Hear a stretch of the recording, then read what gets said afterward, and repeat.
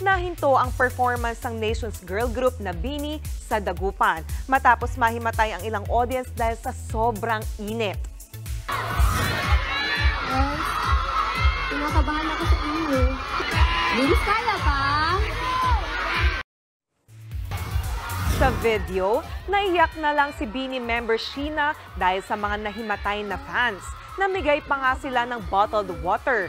Kita sa video na sobra silang nag-alala sa audience. Ayon sa report, nasa 10,000 ang nagpunta sa concert sa Dagupan. Kahapon yan nangyari kung saan sumipa sa 48 degrees Celsius ang heat index doon.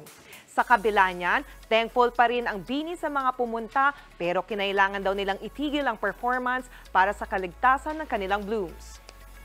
Mga kapatid, Jania Lipon po, laging maging updated sa latest sa entertainment and lifestyle para maging una sa balitaan. Bisitahin at mag-subscribe na sa social media pages ng News 5.